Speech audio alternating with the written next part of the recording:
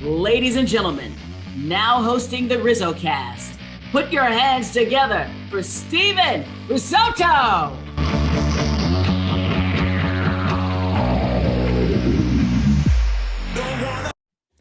What is happening, everybody, and welcome. This is episode number 82 of RizzoCast. I'm Steven Risotto, and today we are joined by a left-handed pitcher in the Houston Astros organization.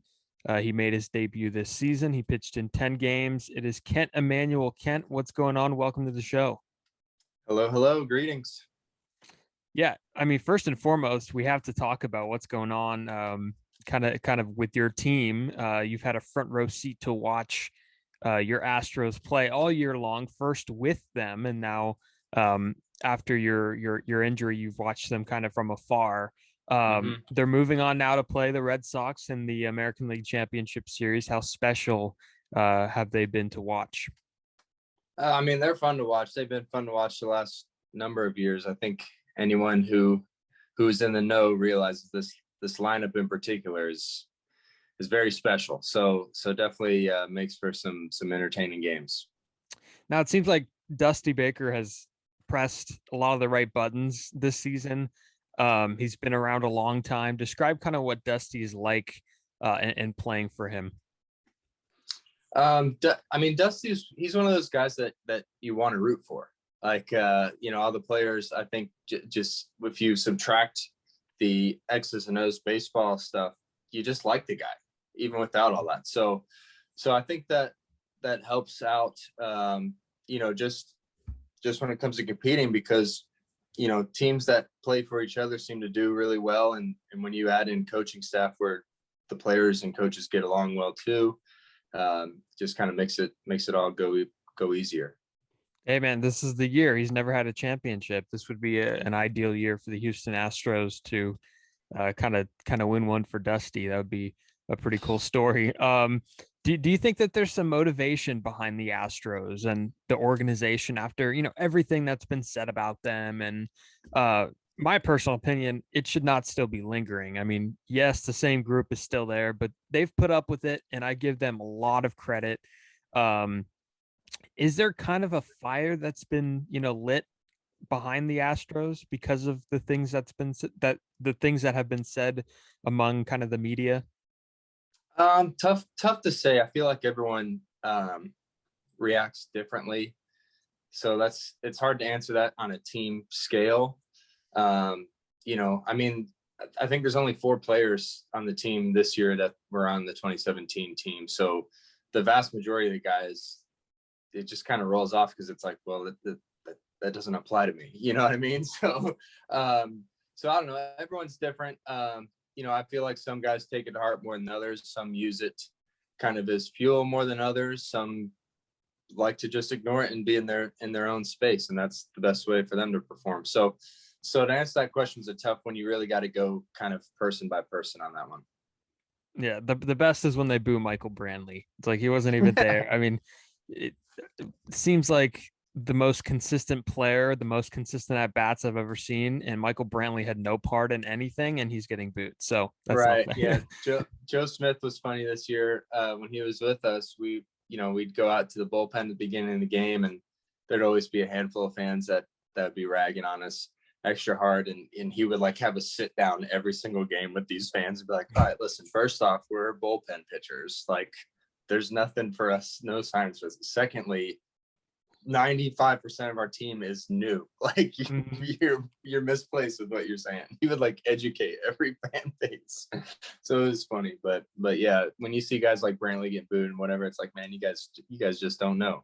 So yeah, no, they gotta do their research first before they come in and rag on guys. So you've seen a lot of these guys, I mean, come up through the system.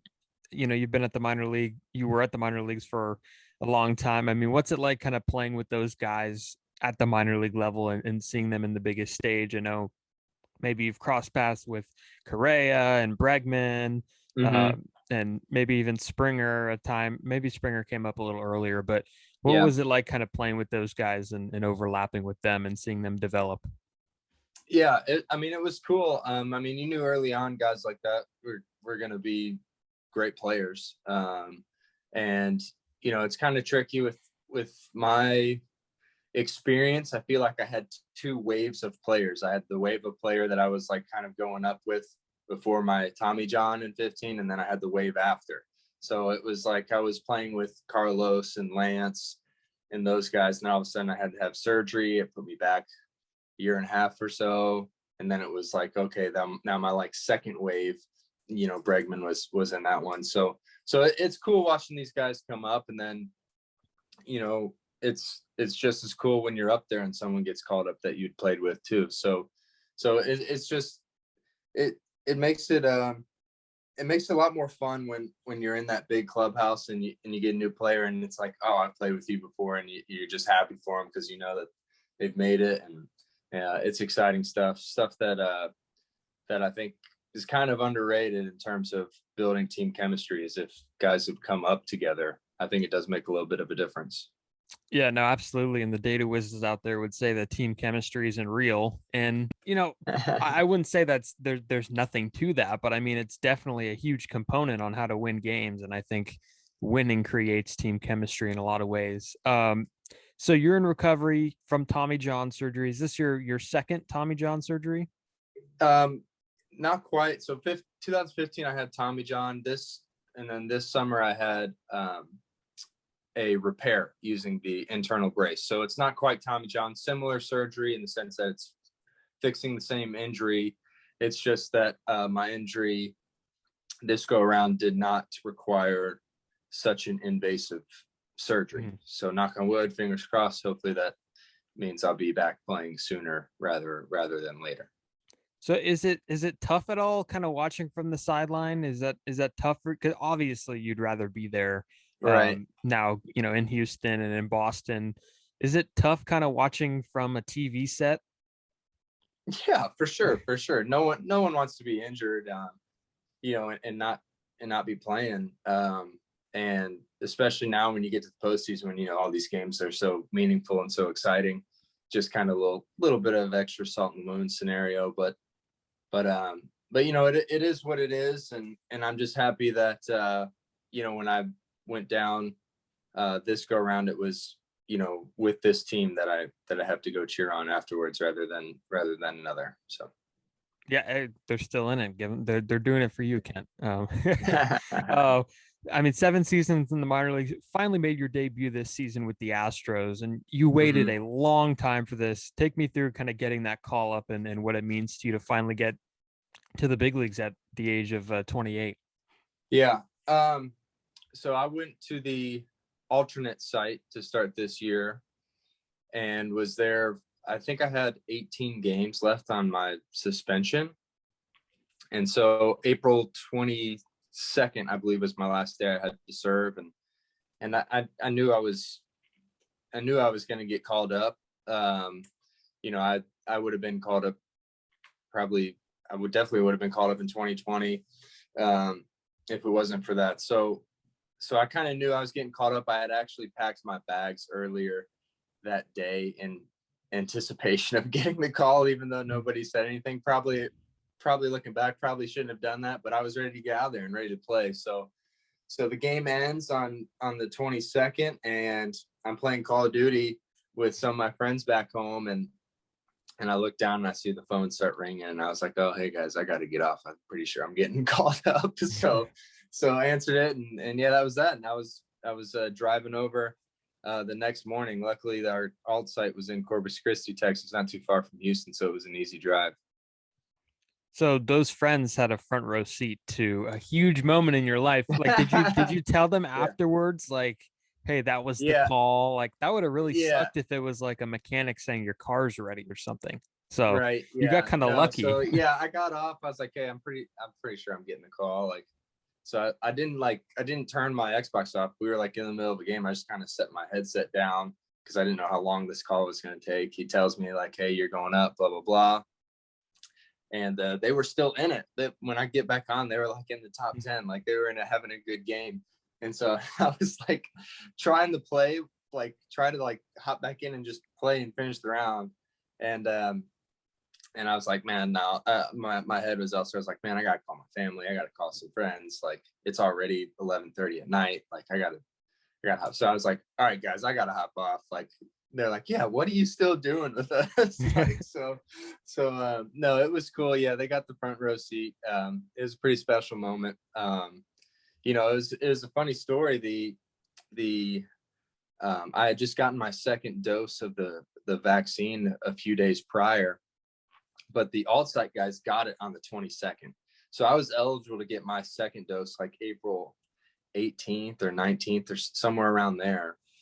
And but the whole team was going to 22nd. But I remember saying like, hey, I'm eligible to get called up the 23rd. I'd rather go get it on the 19th, not on the 22nd, just in case if I have some symptoms. I'd hate to debut and be feeling like lousy because I just got my second shot.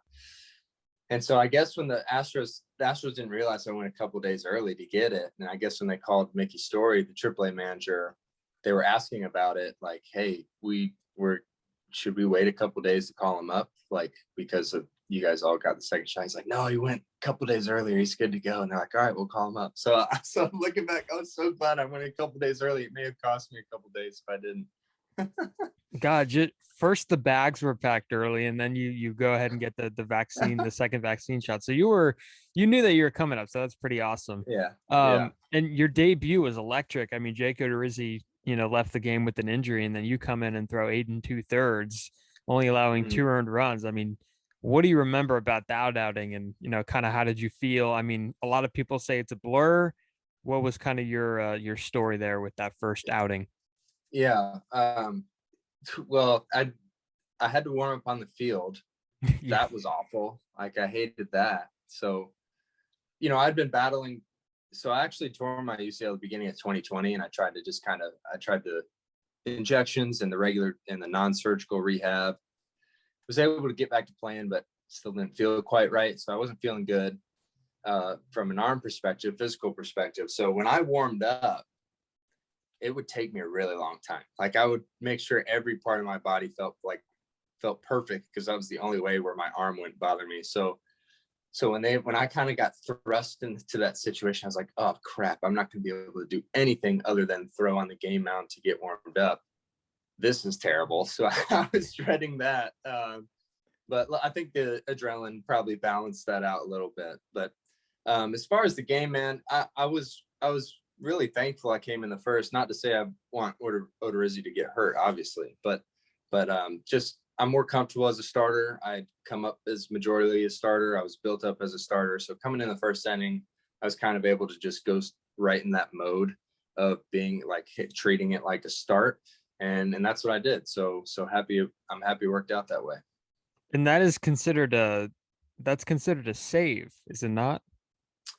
I don't think so, because I got the decision in the game.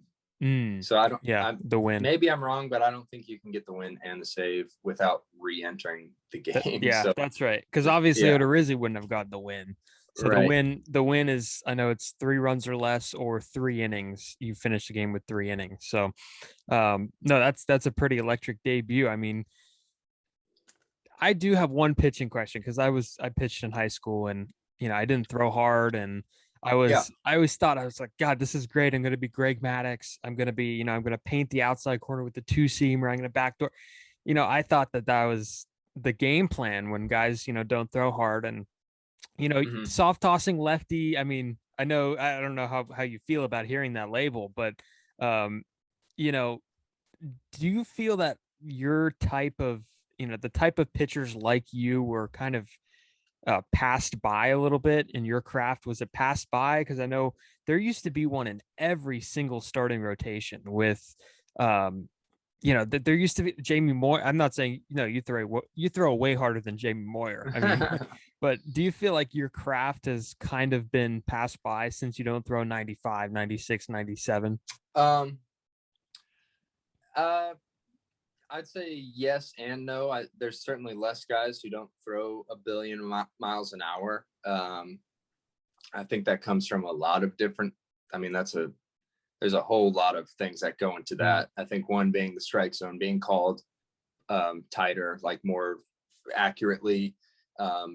Hitters are just they just don't swing at balls really anymore. Like their plate discipline's definitely better than it used to be. So you have to beat guys in the zone, and so usually that means you got to have good stuff. So unless you have a fastball shape that is really, really good, you're probably going to have to throw hard. So yeah, so I don't know. I mean, I feel like, nowadays you go through a rotation, your slowest guy is still going to be probably in the 90s. There's not many guys that are below that cap. So yeah, I mean, definitely guys throw harder nowadays. That's just how it is. No, I'd rather see guys that throw, 91, 92, 93 pitch than, I mean, that's probably a hot take because some people are probably listening to this and saying, you wouldn't want to see like the 100. No, I'd rather want to see the crafty guys. So, yeah, no, that's just my take on it. And you mentioned, pitching with the partially torn UCL through it all. I mean, and you mentioned the injections and the rehab. Uh-huh. How did you get to that point where like you just couldn't bear the pain anymore? It was more of a performance thing. Mm-hmm. I was able to, it wasn't like it was a situation where I was like on the mound, like, oh my God, I can't take it anymore. Right. It was quite literally like, hey, I don't feel good. I know it's not right, but I'm still able to throw the ball where I want to at a relatively normal velocity.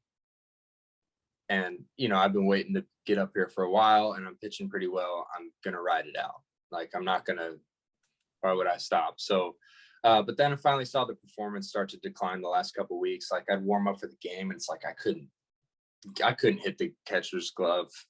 My life depended on it in the bullpen. And then it was like, but that was okay. Cause once I entered the game, like the adrenaline kind of took over enough where I kind of like was able to, just kind of power through it.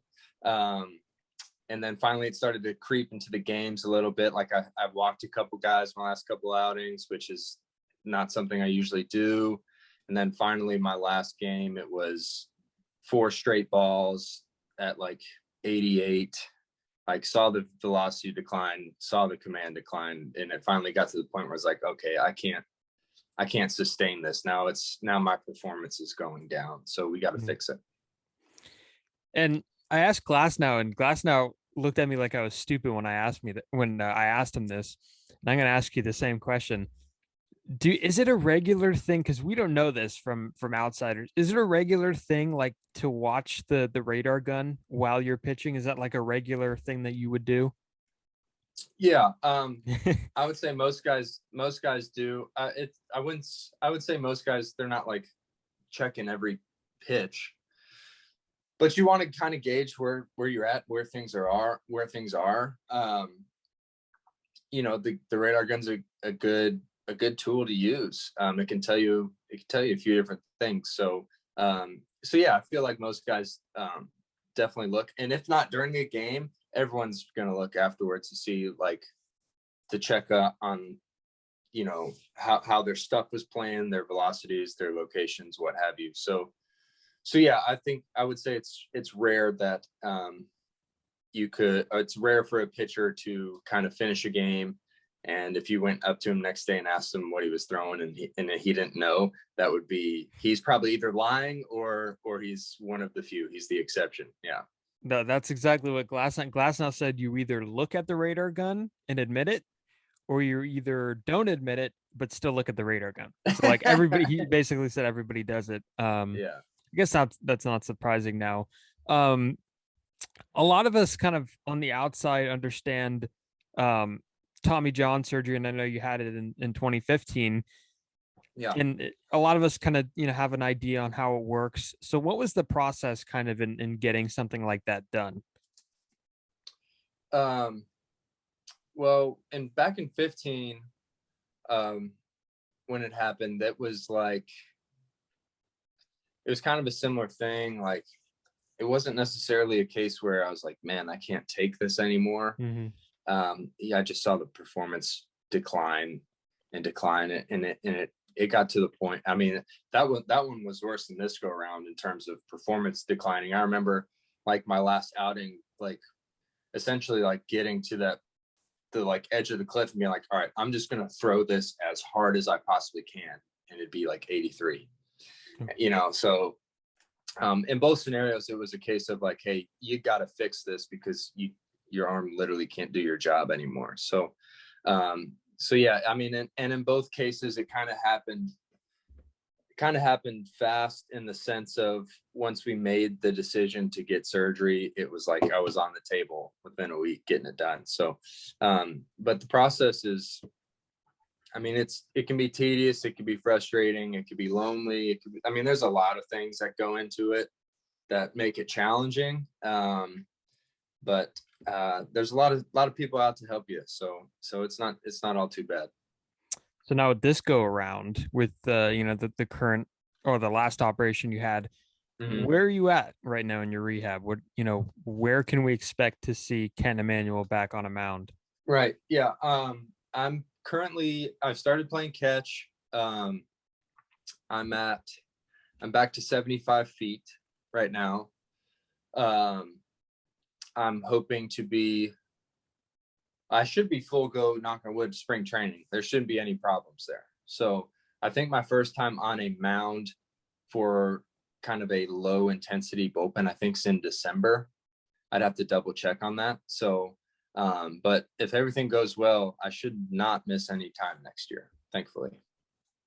Oh, that's great. I mean, just to have you back, and I'm sure being back on a mound, especially in the big leagues, would be definitely a really good feeling. Now I kind of want to go back a little bit. Let's dive kind of into your early career, growing up in Sure. Georgia.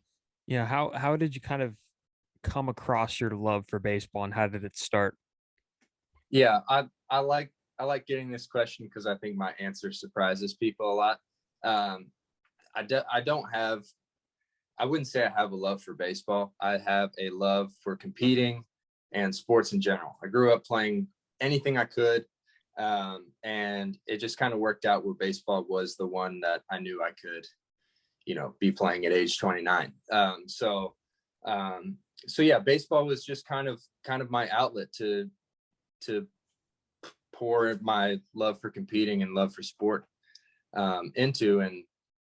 And yeah, so growing up in Georgia, obviously a lot of baseball here, and there was no shortage of that. So I had plenty of practice and time to play to lead up to going to college and beyond. Yeah, I mean, I guess that did kind of surprise me a little bit. No, that was a good answer though, and I think a lot of other people feel that way. Did you have like a favorite player growing up? I mean, were you a Braves fan? I know Georgia's kind of the Braves hotspot. Right. Did you have a favorite guy? Yeah. So I grew up, when I was younger, I followed the Cubs the most. My whole family's from Chicago. That's where I was born. I moved to Georgia when I was young. But it kind of led to our household being a Chicago household, and the Cubs playing on WGN. I could come home and from school and catch, because they always play day games at Wrigley. I could come home from school and catch, and start watching the game like the third inning or so. So yeah, definitely was a Cubs fan growing up, and then that shifted, I think, when I got my driver's license and I was able to go myself to Turner Field to watch the Braves all the time.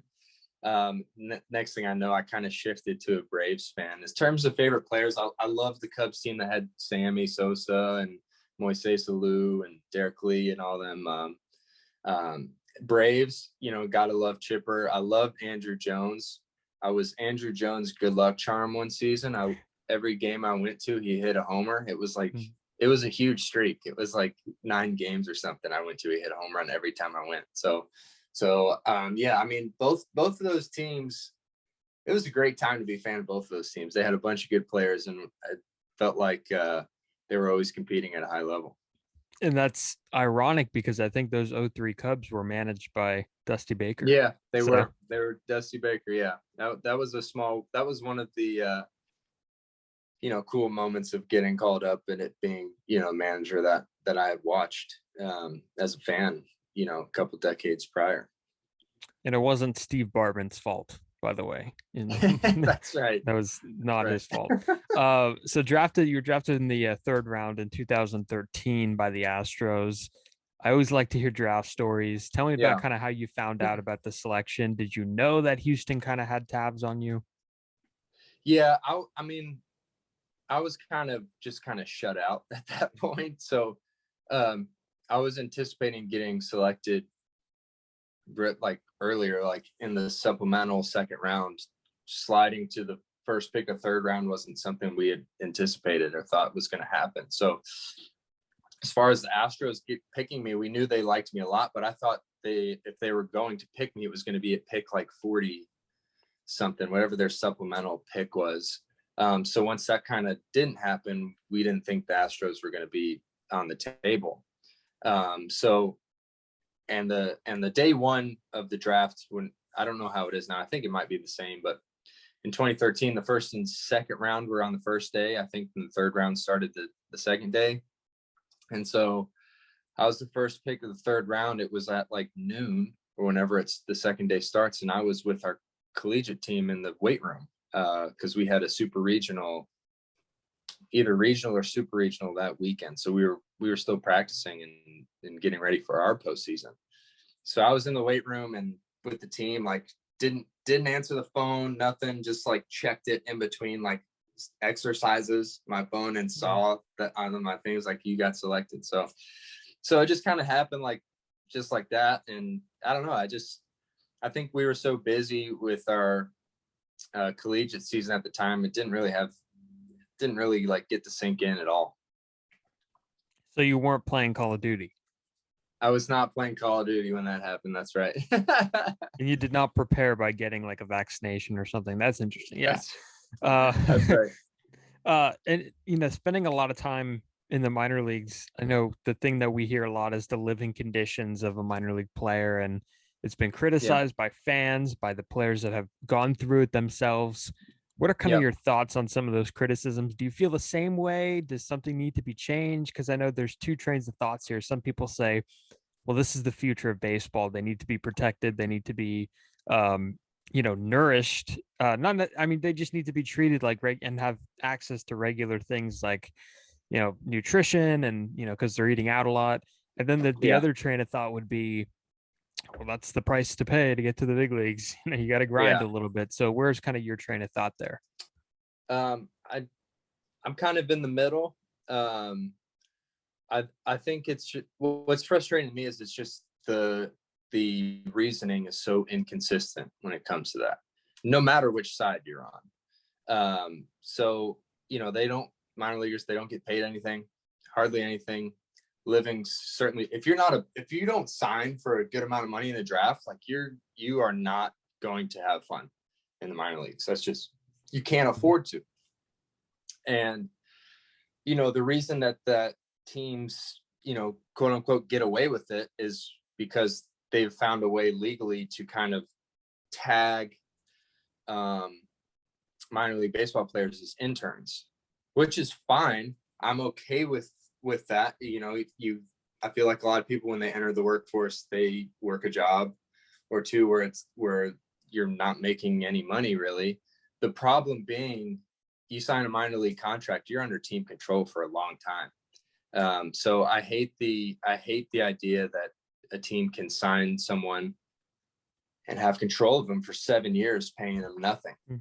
So guys could deserve to be in the big leagues and don't, just because of the organization they're stuck in. And I think that's where it gets problematic. It's so inconsistent. It's like, if you want to treat your players like interns, that's fine, but there's no 7-year internships out there, right? It's one and done. Like, so I would just like to see things be a little more consistent as to the thought process behind minor leaguers treatment. Yeah, no, absolutely. Let's get to kind of 2020 for you. It was quite the experience. I mean, there's no minor league baseball due to the pandemic. And then you probably thought we were going to avoid this, but we're going to get into it just a little bit here at the end. No, it's good. You're hit with this, and I'll be frank here, and I don't have to be neutral because I could do whatever I want, but stupid suspension for DHCMT, a drug that big league players are getting screwed over with randomly. explain, kind of the timeline of that and how you found out. Yeah. So I found out midsummer. I think it was June 11th. I think I might actually know the exact date I got the phone call.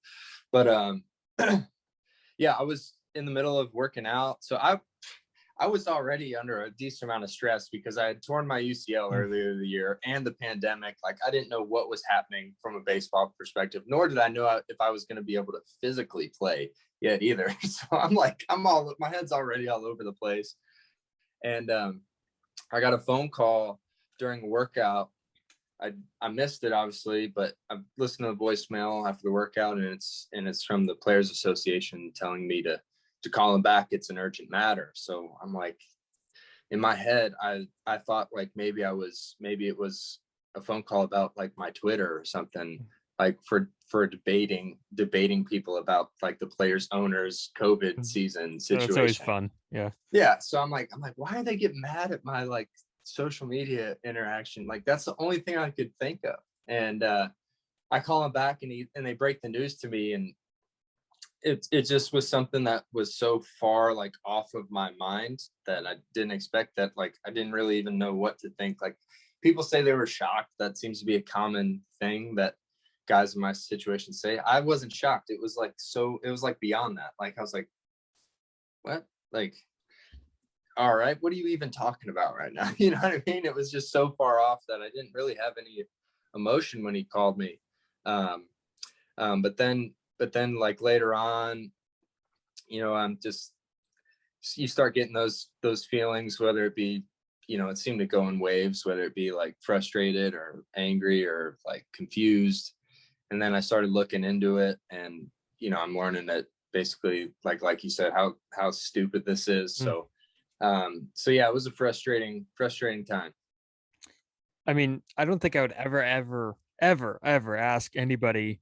So tell me about your PED suspension, but this one is just like so out there, and people have had the same. Even one guy, I'm forgetting his name, you might know it, with the Washington Nationals, sued Major League Baseball over this. Right. Yeah, Trace Barrera. That's right. Yeah, he sued Major League Baseball, and I mean, you even changed your number to 0 to signify the number of games you thought you should have been suspended.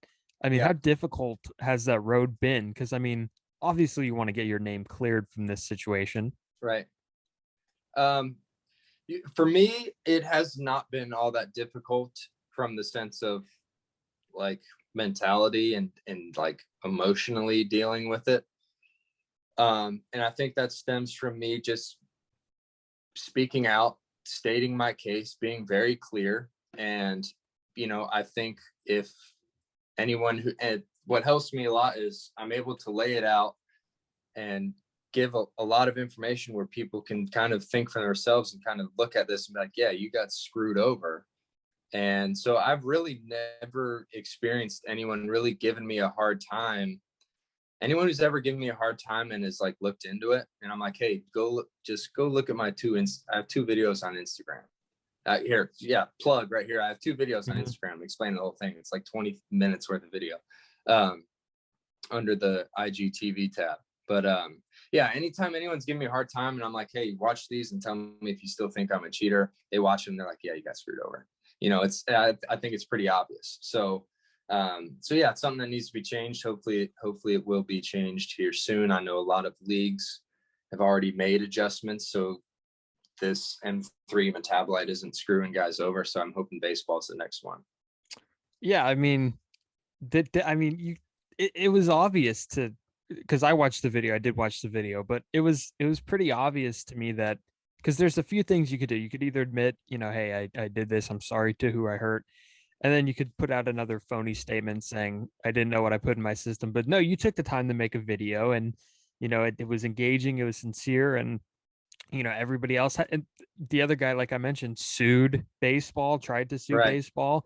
So, I mean, obviously there's something going on here. And, how does this get fixed? I know you mentioned some of the other leagues have been trying to ban this loophole, I guess, that PEDs, it's not even PEDs, it's I can't even call it that. But how does something like this get changed? What's the process? And what's the message that baseball's given you onto why it might not be changed? Yeah. So it's hard to, so this is what makes it really tricky is we don't have answers as to why guys are showing, a couple trillionths of a gram of this one specific metabolite of this drug. And that drug is illegal. Like not like just from a sporting perspective, in general, like if you, a non-athlete, were to buy it, that's illegal. You cannot have that. And because of that, they're not allowed to do any testing on it. So we don't have any scientific information on it really. And from my understanding, I don't even think it's in production anymore. So not only are you going to have to get it off the black market, you're going to have to get off the black market and find someone who's somehow has a stash of it still stored because they don't even make it anymore. It's ridiculous. So because we don't have the objective science to basically explain what is happening, I think that's why you're seeing baseball be really hesitant about making this change. So what change can you make? Because you don't want guys to get away with taking steroids, right? I think the answer is to set a threshold, just like UFC has done. Basically put it at an amount where, hey, if you're under this amount, we know you're not getting any performance enhancing benefit. So the integrity of the game stays intact. And you also want it high enough where these guys who keep, for whatever reason, testing positive for these ultra trace amounts aren't getting punished because we don't know what's happening. And, when I say high enough, I'm talking about like a 100 picogram threshold. That's 101 trillionths of a gram. I mean, we're talking, it's still super tiny. So yeah, I think it's just, this is a result of the anti-doping world really doing their job, getting really good at it. And they're able to find these unbelievably crazy trace amounts of substances, which is great. I think we all want that, the anti-doping world to be able to, get to the bottom of things. But the problem is policies haven't kept up. So now we have guys testing for, a trillionth of a gram of something and getting suspended. And then it's like, hey, the only way you get out of this suspension is if you can locate this one trillionth of a gram and tell us where it came from. And it's like, how the heck am I supposed to locate that? A picogram, if you took a piece of table salt and split it in half, you would have to do that process 58 million times to get to the size of a picogram. I mean, it's absolutely insane. So yeah, I think a threshold needs to be set just to kind of satisfy both sides here. You probably drank like an expired Gatorade or something, and just that's what like I originally thought. So is it still, could it pop up in your system like at any point, any time? Is that still a worry?